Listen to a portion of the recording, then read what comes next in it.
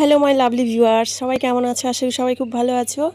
আর আজকে আমি তোমাদের সাথে শেয়ার করব, দেখতেই পাচ্ছ এখানে ধনেপাতা। তো এই ধনেপাতা দিয়ে তোমরা তোমাদের মাথার চুল কিন্তু আরও সুন্দর, আরও ঘন এবং আরও লম্বা কালো আর খুবই সিল্কি করতে পারো। তো এই ধনেপাতা আমি কিভাবে মাথায় অ্যাপ্লাই করছি সেটাই তোমাদের সাথে শেয়ার করব। আর তোমরা খুব ভালো রেজাল্ট পাবে এটা যদি করতে পারো তোমাদের মাথায়। তো দেখো, প্রথমে এখানে আমি ধনেপাতা নিয়ে নিয়েছি আর কয়েকটা ধনেপাতা ভালো করে ধুয়ে কেটে নিয়েছি ছোটো ছোটো টুকরো করে। এবার যেটা লাগছে এখানে মেথি। আমি এখানে 1 চামচের মতো মেথি নিয়েছি আর কালো জিরে নিয়েছি। তো মেথি আর কালো জিরে আমাদের চুলের পক্ষে ভীষণ উপকারী, সেটা আর বলার কিছু না। তো এই দুটো জিনিস ভালো করে মিশিয়ে একটু জলের মধ্যে ফুটিয়ে নিতে হবে। তো দেখো, এখানে গ্যাসের আঁচটা একদম লোতে রাখতে হবে। 2 মিনিটের মতো তারপর 2 মিনিটের মতো ফুটিয়ে নিতে হবে। তো জলটা একটু ফুটে গেলে এর মধ্যে আমি অ্যাড করছি ধনেপাতাগুলো। ধনেপাতা বেশি জাল করার প্রয়োজন নেই, সেই জন্য আমি একটু পরে দিয়েছি।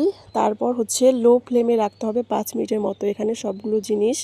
তো 5 মিনিট এখানে ফুটিয়ে নিয়েছি, তারপর গ্যাসের ফ্লেমটা আমি অফ করে দিয়েছি। তো দেখো, এখানে কালারটা খুবই সুন্দর এসছে। আর এবার এটাকে কি করতে হবে, ঠান্ডা, হ্যাঁ, তো গরম গরম কিন্তু একদমই এটা মাথায় অ্যাপ্লাই করবে না তোমরা। তো এখানে আমি একটা বাটিতে ঢেলে নিচ্ছি। তো ছেঁকে নিয়েছি প্রথমেই, তারপর এখানে এই জলটাকে আমরা একভাবে ইউজ করব না, দুভাবে ইউজ করব।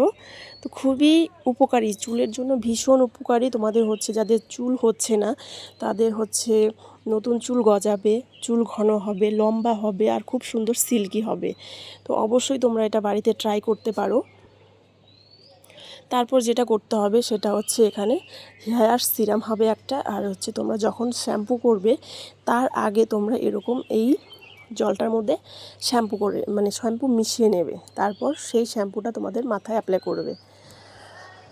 তো কখনোই কোনো শ্যাম্পুই আমাদের স্ক্যাল্পে একদম ডাইরেক্ট অ্যাপ্লাই করা ঠিক না।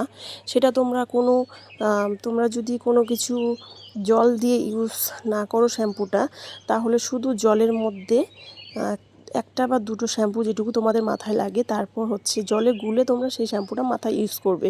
একদম স্ক্যাল্পে ইউজ করতে যাবে না, তাহলে চুলের কিন্তু অনেকটাই ক্ষতি হয়ে যায় আর স্ক্যাল্পেরও ক্ষতি হয়। তো সেই জন্য দেখো, তোমরা এরকম হোম রেমেডি যে জিনিসগুলো হয় সেই জিনিসগুলো তোমরা ফলো করতে পারো। এখানে আমি এই জলটা বানিয়েছিলাম, তারপর এটার মধ্যে শ্যাম্পু গুলে মাথায় ইউজ করছি। তো এটার রেজাল্ট কিন্তু দুর্দান্ত আসবে, তোমরা নিজেরাই সেই তফাৎটা দেখতে পারবে, তোমরা আমার কিছু বলতে হবে না। তো বন্ধুরা, দেখতেই পাচ্ছ শ্যাম্পু করা হয়ে গেছে। এবার চুলটাকে ভালো করে মুছে শুকিয়ে নিয়েছি। আর এই তো আমার ফাইনালি চুলটা সুন্দর গ্লেজ করছে। আর তোমরা এটা সপ্তাহে 1 দিন বা 2 দিন করে করতে পারো।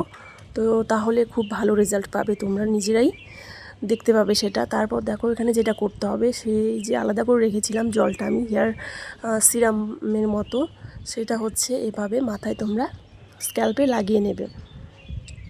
আর এটা তোমরা কয়েকদিন ঘরেও রাখতে পারো। তোমরা স্প্রে যে বোতলগুলো হয় হেয়ার স্পাম, তো সেটার মধ্যে ভরে নিতে পারো, তাহলে আরও ভালো হয়।